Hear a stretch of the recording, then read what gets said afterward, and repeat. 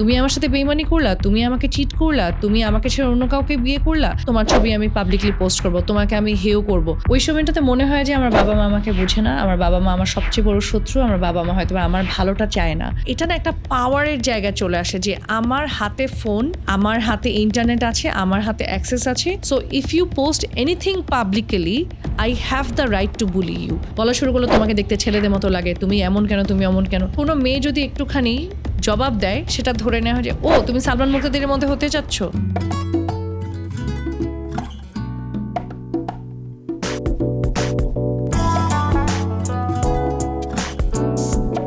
ডানা মেলো ডিজিটালে পডকাস্ট সিরিজের প্রথম পর্বে সবাইকে স্বাগত জানাচ্ছি। আমি সূচনা আছি সাথে, এবং এই স্মার্টফোনের যুগে সবার হাতে স্মার্টফোন, আমরা চাই পুরো পৃথিবীটা আমাদের হাতের মুঠোয় থাকুক।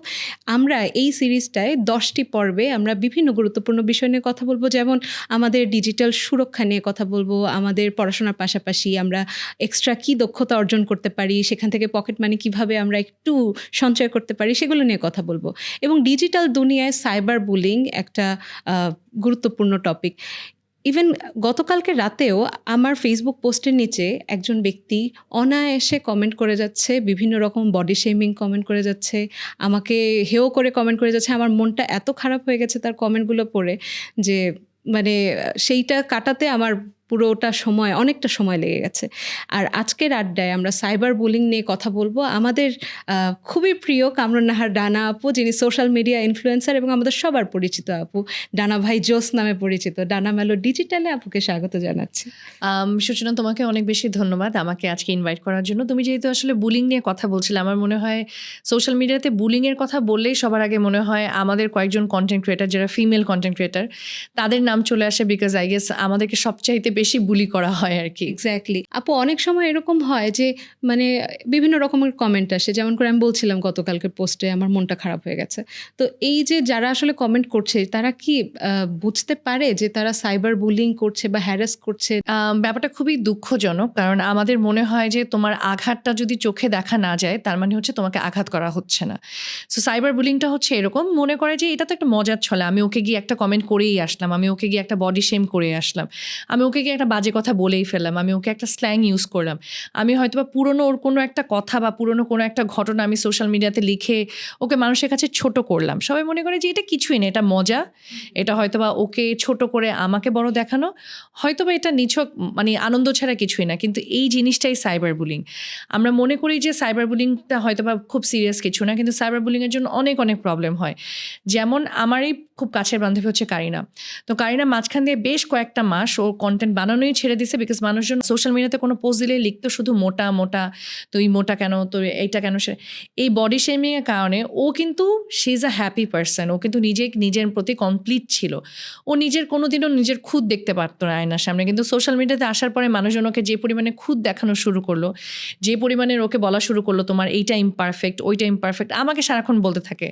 আমার যেহেতু ব্রড শোল্ডার, আমি জীবনে কোনোদিনও বুঝি না ব্রড শোল্ডারটাও একটা প্রবলেম হতে পারে, ব্রড শোল্ডারের কারণেও আমাকে মানুষ হেয় করতে পারে। বলা শুরু করলো তোমাকে দেখতে ছেলেদের মতো লাগে, তুমি এমন কেন, তুমি এমন কেন। এখন কিছু জিনিস আমি কখনোই পরিবর্তন করতে পারবো না, কিন্তু মানুষজন যখন আমাকে ছোট করে কথা বলে, এটা আমার কনফিডেন্স কেন, আমার সব কিছুকে এত বেশি খারাপ জায়গায় নিয়ে যায়। তো এটা হয়তো আমরা কিছু কিছু মানুষ মেন্টালি অনেক স্ট্রং দেখে we can take it, but সবাই কিন্তু নিতে পারে না। তো যে বুলি করে তার কিন্তু এটা সেন্সেই থাকে না যে আমি ওকে বুলি করছি বা আমি ওকে ছোট করছি। তার কাছে এটা আনন্দ, কখনো বা মনে হয় যে আরে আজকে তো আমি ডানাকে ছোট করে কথা শুনে আসছি, আরে ডানাকে আজকে দুইটা কথা বলে আসছি, কি আর হবে। আবার যখন আমরা রিপ্লাই দেই তখন রিপ্লাই দিছে, ভয় পাইছে। তো তাদের কাছে না এটা না একটা পাওয়ারের জায়গায় চলে আসে যে আমার হাতে ফোন, আমার হাতে ইন্টারনেট আছে, আমার হাতে অ্যাক্সেস আছে। So if you post anything publicly, I have the right to bully you. এটা খুবই নেগেটিভ একটা সাইড। দুনিয়ার সাথে যেখানে আমরা কানেক্টেড থাকার জন্য ব্যস্ত থাকি, সেখানে কিছু মানুষ এটাকে একটা প্রতিশোধের জায়গা বানিয়ে ফেলছে।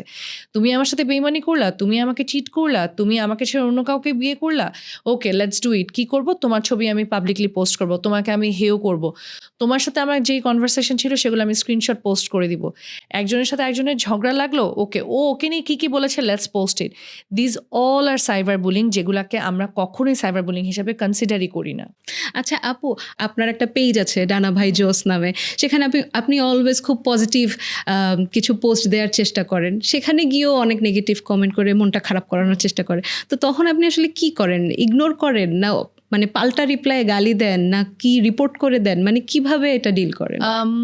ইগনোরেন্স ইজ ব্লিস সবসময় বলে, বাট আসলে ইগনোর করলে প্রবলেমের কখনোই সমাধান হবে না। আমার সবসময় মনে হয় প্রবলেমটাকে আমি যদি ফেস না করি, প্রবলেমটাকে আমি যদি চেস না করি, তাহলে জীবনে আমার প্রবলেম সলভ হবে না। এখন আপনি বলবেন যে আমি কি ইগনোর করি? অবশ্যই অনেক ক্ষেত্রে ইগনোর করি। ইগনোরটা কোন জায়গায় করি? যে কোনো একটা মানুষ আমাকে নেগেটিভ কথা বলছে, এটার ইম্প্যাক্টটা আমি আমার লাইফে ফেলতে দেই না। কারণ আমার কাছে মনে হয় আমার কাছে সবচেয়ে ইম্পর্টেন্ট হচ্ছে আমার কাছের মানুষগুলো, আমার বাবা মা, আমার ফ্রেন্ডস, আমার আত্মীয় স্বজন, আমার কলিগস। এই মানুষগুলো আমাকে প্রত্যেক দিন দেখে, এই মানুষগুলো আমার 24টা ঘন্টার আমার নানান রূপ দেখে ফেলছে। এরপরেও এই মানুষগুলো আমাকে ভালোবাসে, আমার সাথে থাকে। সো আমার কাছের মানুষ আমাকে নিয়ে কীভাবে, that's more important rather than social মিডিয়াতে 1 লক্ষ মানুষ আমাকে নিয়ে কী ভাবছে। কারণ তারা আমাকে একটা পোর্শন অফ মি দেখে। সো সেটা কারো ভালো লাগতেও পারে, নাও লাগতে পারে। তো আমি যেটা করি সবসময়, আমাকে যেই কারণে কথা শুনতে হয় যে আই এম ভেরি আউটস্পোকেন, আমি অনেক লাউড, আমি অনেক জোরে কথা বলি। এখন আমি যদি ওই মানুষটার পছন্দের ক্যাটাগরিতে না পড়ি, দ্যাট ডাজন্ট মিন যে আমাকে সে কথা শোনাবে। আজকে আমি কেয়ার করা শুরু করলাম যে আজকে আমাকে করিম একটা কথা বললো, করিমের কথা হলো যে ডানা এই কালারের ড্রেস পরবা, এটা করবা। সো আমি করিমকে খুশি করলাম। দেন আমার সামনে রহিম আসবে, সোলাইমান আসবে, এই আসবে, সেই আসবে, 1000টা মানুষ আসবে। সো যেই মানুষটাকে খুশি করা দরকার সবচেয়ে বেশি, সেটা হচ্ছে আপনার নিজেকে নিজের। কারণ দিন শেষে আমি আমাকে প্রচণ্ড পরিমাণে ভালোবাসি। আমার নিজের কাছে যদি মনে হয় I am right, I am doing right, এবং আমার নিজের বিবেকের কাছে যদি আমি প্রশ্নবিদ্ধ না হই, আমার কেয়ারই করা উচিত না কে কী বলে। তারপরে যেটা হয় যে কিছু মানুষ আপনাকে জবাব দেওয়া উচিত। আমার মনে হয় যে আপনি যখন জবাব দেন না, তখন মনে করে যে ওহো ভয় পেয়ে গেল। সো আমি যেমন যেটা করে, আমি টাসটুস উত্তর দিয়ে দিই। আমাকে কিছু বললো, আমিও উত্তর দিয়ে দিই, আমিও পাল্টা জবাব দিয়ে দিই। পাল্টা জবাব দিলে আবার বলে ওরে বাবা, আবার জবাবও দিতে আসছো। আবার কোনো মেয়ে যদি একটুখানি জবাব দেয়, সেটা ধরে নেওয়া হয় যে ও তুমি সালমান মুক্তাদিরের মধ্যে হতে চাচ্ছ। আমি কারোর মতো হতে চাই না। আমার সাহস আছে, আমি নিজে একজন individual, I have my voice, আমি কথা বলতে পারি। সো আমি আমার পাল্টা জবাব আমি দেই। আর সামটাইম ইটস বেটার কিছু কিছু মানুষকে একদমই ব্লক করে দেয়া, কারণ কিছু মানুষের সাথে তর্কে জড়ানো হচ্ছে সময়ের অপচয়।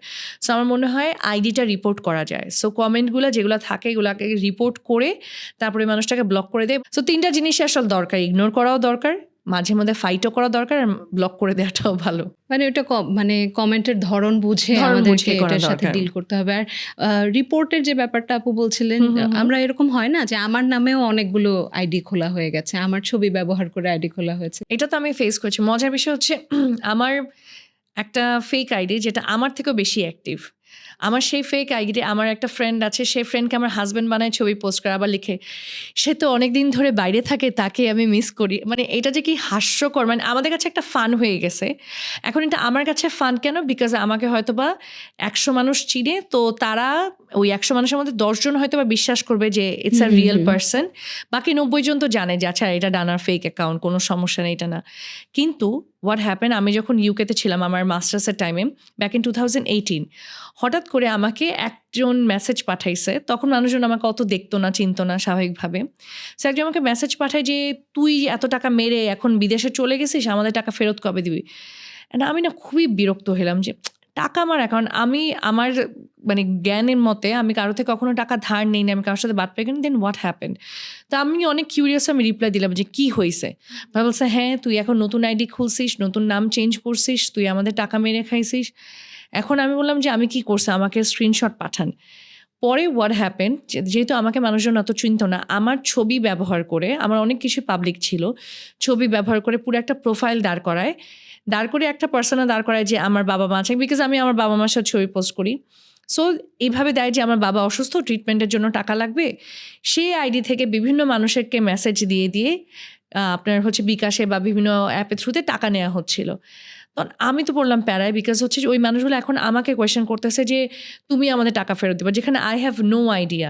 কিন্তু আমার ছবি এসে, তো এখানে কিন্তু আমার লায়াবিলিটি ডেফিনেটলি আছে। আমার লায়াবিলিটিটা কি, আমি সাথে সাথে ছবি নিয়ে সব কিছু নিয়ে আমি ফেসবুকে পোস্ট করি। যে এরকম এরকম আমার ছবি ব্যবহার করে করা হচ্ছে, এটা লায়াবিলিটি আমি নিব না। যেহেতু আমি অলরেডি অ্যাকনোলেজ করে ফেলছি, তখন কিন্তু আপনি বলতে পারেন যে আমি আর লায়াবিলিটি নিব না। সো আমার ছবি ব্যবহার করি, কি আপনার কাছে টাকা চাইলে টাকা দিবেন না, এটা না সেটা না। দেন ওখান থেকে আমি বাংলাদেশ পুলিশে এখানে কমপ্লেন করলাম, যে একটা জিডি করলাম যে এরকম এরকম এই আইডি থেকে করা হচ্ছে। সো ওইটা হয়তো বা তখন কোনোভাবে আমি হ্যান্ডেল করে ফেলছি। বাট যারা আসলে সোশ্যাল মিডিয়াতে অতটা অ্যাক্টিভ না, বা যাদেরকে আসলে মানুষ চিনে না, ধরো একটা সাধারণ মানুষ, তার নামে যদি আইডি খুলে এগুলো করা হয়, তখন আসলে এটাও একটা হ্যারাসমেন্ট, এটা বিশাল বড় একটা হ্যারাসমেন্ট। মাথাটাই হ্যাং হয়ে যায় আসলে কি করব ওই টাইমে, তাই না? এমন একটা অবস্থা অনেক হয়। ঝামেলা হয়ে যায়। ওকে, আমরা এখন একটা র্যাপিড ফায়ার রাউন্ড করব, যেখানে আমি কোয়েশ্চেন করব, আপু অনেক ফাস্ট খুবই অল্প শব্দে উত্তর দিবে, ঠিক আছে? আমরা শুরু করি। ফার্স্ট হচ্ছে, হাহা রিয়াক্ট দেয়া কি সাইবার বুলিং নাকি এটা জাস্ট মজা? না, এইটা ডিপেন্ড করে ওই মানুষের সাথে আপনার সম্পর্ক কি। সো কোনো মানুষের আসলে ভালো মোমেন্ট বা সিরিয়াস মোমেন্টেও যদি হাহা দেন, that's a cyber bullying two.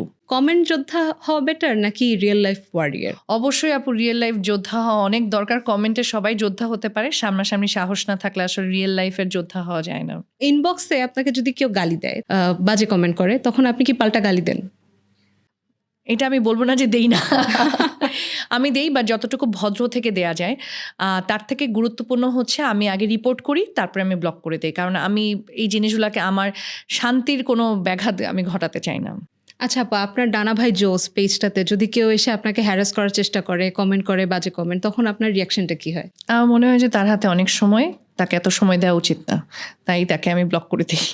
ওকে ডানা আপু, আমাদের র্যাপিড ফায়ার রাউন্ড কিন্তু এখানেই শেষ হচ্ছে, এবং আপু কিন্তু খুবই গুরুত্বপূর্ণ কথা বললো দর্শক।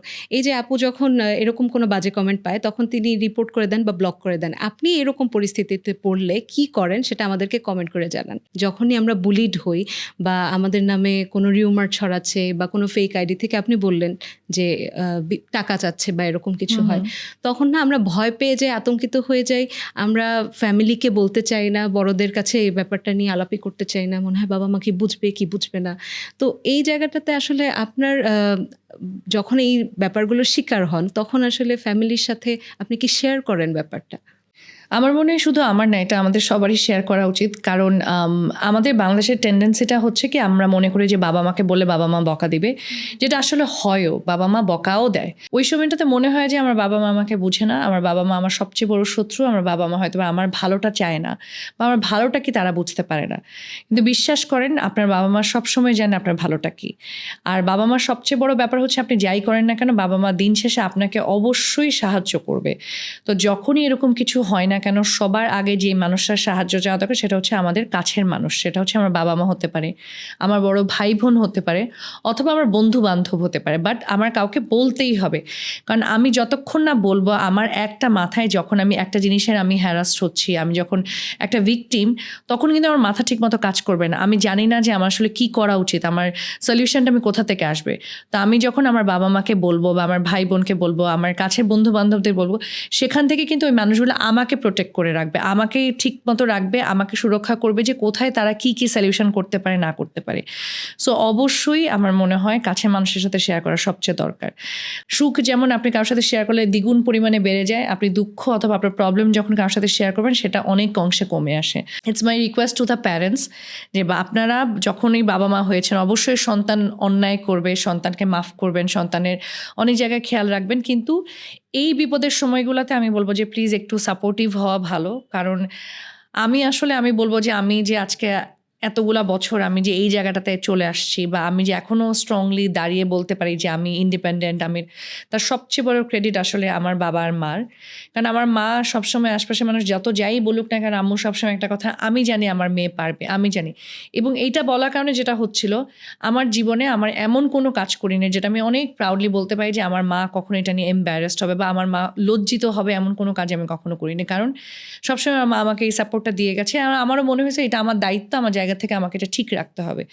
তো এটা আসলে যেরকম যে বুলিড হচ্ছে, তার যেমন রেসপন্সিবিলিটি, তার যেমন একটা জায়গা হচ্ছে বাবা মার সাথে শেয়ার করা, এবং বাবা মারও উচিত ওই বন্ধুসুলভ আচরণটা তৈরি করা। মাঝখানে যে দেয়ালটা, এটা যত তাড়াতাড়ি ভেঙে ফেলা যাবে, আমার মনে হয় এই সমস্যাগুলো, যে বুলিড হওয়ার কারণে যে মানুষের নিজের হয়তোবা নিজের ক্ষতি করে ফেলছে, নিজে কিছু একটা করে ফেলছে, এই সংখ্যাটা অনেকটা কমে আসবে। একদমই তাই। এবং আমার কাছে মনে হয় যে বাবা-মার কাছে যেহেতু আমরা ব্যাপারগুলো শেয়ার করি, পাশাপাশি সাইবার বুলিং হলে আর কি কোন জায়গায় আমরা আসলে কড়া নাড়তে পারি বা আর কোন সমাধানের পথ আছে আমাদের কাছে? বাবা-মাকে তো ডেফিনিটলি বলা যায়। তাছাড়া হচ্ছে বড় ভাই-বোনকে অথবা আমাদের প্রত্যেকটা স্কুলের এখন যেটা হয়েছে, স্কুলের এরকম কিন্তু কতগুলো টিচার আছে বা স্কুলে কিছু একটা সেকশন আছে যেখানে আপনার হচ্ছে যে আপনি যখনই বুলিড হচ্ছেন ওখানে গিয়ে আপনি কমপ্লেইন করার অপশন থাকে। সো যদি আপনি নিজে যদি বয়সের কম হয়ে থাকে, আপনি যদি সাহস না পান, আমি বলব যে বড় কারোর সাথে শেয়ার করুন এবং তাদের রেসপন্সিবিলিটি হচ্ছে সবার আগে এটা আইনের অধীনস্থ হওয়া। কারণ বাংলাদেশের মানুষ যত যাই করুক না কেন, এই যে আমাকে কমেন্টে এত বড় বড় কথা বলে, এই যে আমাকে কমেন্টে এইভাবে হ্যারাস করছে, যখনই তার কাছে পুলিশ থেকে একটা ফোন যাবে ওই মানুষটা সারা জীবনের জন্য একটা শিক্ষা হয়ে যাবে যে ভাই ওকে আর কমেন্ট করা যাবে না। তো আমার মনে হয় এই দৃষ্টান্তগুলো আমাদের রাখা উচিত। কারণ আপনি যতক্ষণ না পর্যন্ত এই সকল কারণে কোনো মানুষ শাস্তি পাচ্ছে, এই দৃষ্টান্ত যখন আপনার সামনে না আসবে, অন্য মানুষরা যারা এই কাজটা করছে তারা ভয় পাবে না। তো এই জন্য নিজের সাহসটা রাখা দরকার যে আমাকে কেউ বুলি করছে, আমাকে কেউ করছে, আপনাকে তখন দুর্বল হলে চলবে না। কারণ দুর্বলকে মানুষ আরও বেশি আঘাত করে যায়। আপনি দুর্বল হয়ে মাটিতে পড়ে থাকবেন, মানুষ আপনাকে পাড়া দিয়ে চলে যাবে। এর থেকে শক্ত হয়ে দাঁড়ানোটা খুবই দরকার। তো ওই সময়টাতে আপনাকে শক্ত থাকতে হবে এবং আপনাকে মনে রাখতে হবে যে আপনি অন্যায় করেননি, আপনার সাথে অন্যায় হয়েছে। তো সেই মানুষটাকে শাস্তি দিতে গেলে আপনার নিজের জায়গাটা ধরে রাখতে হলে আপনাকে শক্ত থেকে এটা হ্যান্ডেল করতে হবে। সো সবচেয়ে ভালো হচ্ছে তখন যদি বড় কাউকে নিয়ে থানায় গিয়ে জিডি করা যায়। এখন অনলাইনেও জিডি করার অপশন আছে। তার আরও হচ্ছে যে মেয়েদের জন্য আলাদা, মানে সাইবার বুলিংয়ের জন্য পুলিশের আলাদা একটা আপনার সেক্টরই আছে। তো একদম আপনি যখন গিয়ে যোগাযোগ করবেন যে এই সাইবার বুলিং হচ্ছেন, তারাই আপনাকে ওই সেকশনে যোগাযোগ করতে সাহায্য করবে, যেটার কারণে আপনার যে কোনো কিছু অনেক দ্রুত হয়ে যাবে। আর আমার মনে হয় যে সেই সাথে যেহেতু পুলিশের দ্বারস্থ হলে আমরা একটা হেল্প পেতে পারি, এই প্রমাণগুলোও রাখা দরকার। এখন আপনি আসলে যে কোনো কিছুতে, আমি নিজেও যেহেতু আইনের ছাত্রী, আমি জানি এই জিনিসগুলো আসলে কত দরকার। প্রমাণ ছাড়া এখন যেটা হয় যে অনেকে এই জিনিসটাকে মিসইউজ করে বা দুর্ব্যবহার করে থাকে, যে অযথাই গিয়ে কমপ্লেন করলো। তো আসলেই যদি আপনার সাথে হয়, সবচেয়ে ভালো ব্যাপার হচ্ছে আপনাকে শার্লক হোমস হয়ে যেতে হবে। যেরকম হচ্ছে প্রত্যেকটা জিনিসের প্রমাণ আপনাকে রাখতে হবে। স্ক্রিনশটসগুলা, ছবিগুলো, কখন কী হলো, প্রত্যেকটা জিনিসের স্ক্রিনশট আপনি প্রপারলি রাখবেন, যাতে করে প্রত্যেকটা জিনিস আপনি তাদেরকে দিতে পারবেন এবং সেই অনুযায়ী তারা বুঝবে যে আসলে এই যিনি শাস্তি করেছেন তাকে কিভাবে এই জিনিসটা আইনের অধীনস্থ আনা যায়। সো এটা খুবই দরকার আসলে। এটা একটা ভালো কথা আপু। কালকে আমাকে যে বাজে কমেন্টগুলো করলো, আমার যে মন খারাপ হলো, আমি এগুলো সবই আজকে গিয়ে স্ক্রিনশট নিয়ে রাখবো। এবং সেই সাথে আরেকটা কোয়েশ্চেন, আমাদের নামে কিন্তু অনেক দেখা যায়, আপনি যেহেতু ডিজিটাল কন্টেন্ট ক্রিয়েটার, আপনি আরও বেশি ফেস করেছেন যে অনেক রকমের রিউমার ছড়ায়, ফেক নিউজ ছড়ায়, এখন এআই দিয়ে ছবি তৈরি হয়, সেগুলোকে মানুষ বিশ্বাস করে, শেয়ার করতে থাকে। তো এই ব্যাপারগুলো যখন হয়ে যায় তখন আমরা অনেক বেশি মানে প্যানিক করতে থাকি। এটা খুবই স্বাভাবিক। কারণ মাঝখান দিয়ে একটা টিকটকার ছিল, ওনার একটা এআই দিয়ে একটা খুবই অশ্লীল একটা ভিডিও বানানো হয় এবং ওই মানুষটা এত বেশি হ্যারাসড হয়েছে। আজকে আল্লাহ মাফ করুক, ওই মানুষটা যদি ওইটা থেকে যদি একটা বাজে কোনো কিছু করে ফেলে, নিজের ক্ষতি করে ফেলে, তখন কি যেই মানুষটা এআই দিয়ে খুবই মজার ছলে একটা ভিডিও বানিয়েছে, সে কি দায়ভার নিবে না? এই দায়ভারটা আসলে প্রত্যেকটা মানুষের, যারা ওই পোস্টে গিয়ে, আমার কাছে মনে হয় যদি এরকম কিছু হয়, যারা ওই পোস্টে গিয়ে রিয়্যাক্ট করে আসছে, যারা ওই পোস্টে কমেন্ট করে আসছে যে লিঙ্ক চাই প্লিজ, যারা ওই পোস্টগুলো শেয়ার দিয়ে আসছে, প্রত্যেকটা মানুষ এটার জন্য রেসপন্সিবল থাকে, কিন্তু আমরা তাদেরকে কখনো রেসপন্সিবল ধরি না। তো এখন আমার জায়গা থেকে আমি কি করি, আমি যখন এরকম কিছু দেখি যে কোথাও কাউকে হ্যারাস করা হচ্ছে, কাউকে বুলি করা হচ্ছে, কাউকে ছোট করে কথা বলা হচ্ছে, কোনো একটা বাজে, আমি ওখানে গিয়ে, এটা আমি অলওয়েজ করি এখন, আমি ওখানে গিয়ে রিয়্যাক্টগুলো দেখি, কারা কারা ওখানে রিয়্যাক্ট করে আসছে। কিছু মানুষের অ্যাংরি রিয়্যাক্ট দেখলে আমি বুঝি যে ওকে ওই মানুষটা নিয়ে পিসড, আমি তার সাথে যে হা দিচ্ছে, যে লাভ দিচ্ছে, আমার সেই মানুষটা আমার ফ্রেন্ড লিস্টে থাকলে আমি সাথে সাথে আনফ্রেন্ড করে দিই। তুমি আমার বন্ধু হওয়ার যোগ্য না, আমি এটা বন্ধ করে দিই। আমি যখনই দেখি কোনো বাজে কমেন্ট করছে, কেউ কিছু শেয়ার দিচ্ছে, আমি তাকে ফ্রেন্ড লিস্টে রাখি না। এবং আমি যে শুধু রাখি না তা না, মাঝে মধ্যে গিয়ে তাকে গিয়ে মেসেজও পাঠাই যে তুমি এটা করছো, এটা করছো, এটা ঠিক না। যেমন একবার কারিনা কায়সার, ওর মুভিটা বের হওয়ার পর, ও যেহেতু টিপিক্যাল মানে 8-10টা মেয়েদের মতো না, হয়তো বা দেখতে একটুখানি, আমি কারিনা দুজনই অনেক হেলদি, তো আমরা যখন নায়িকা হয়ে যাই তখন মানুষও নিতে পায় না নায়িকা।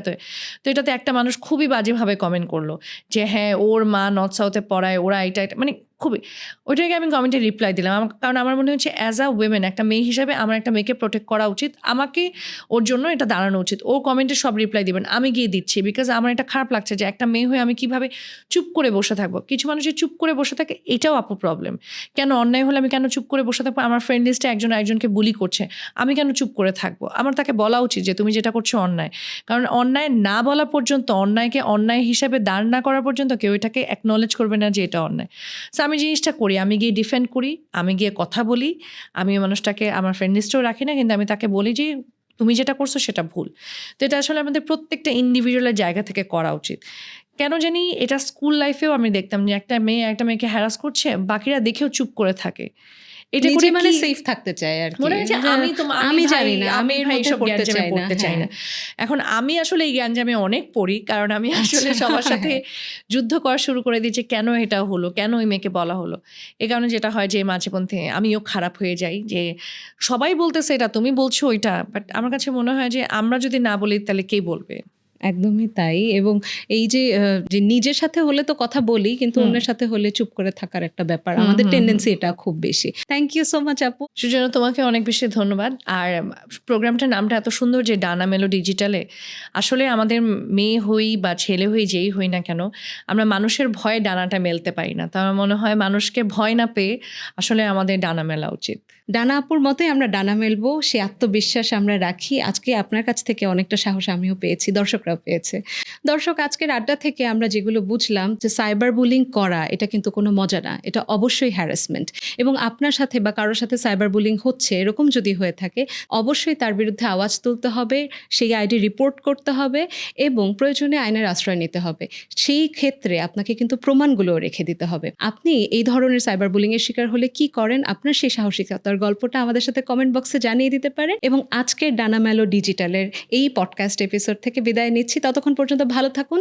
আমরা পরের এপিসোডে নতুন কোনো বিষয় নিয়ে আবারও হাজির হব।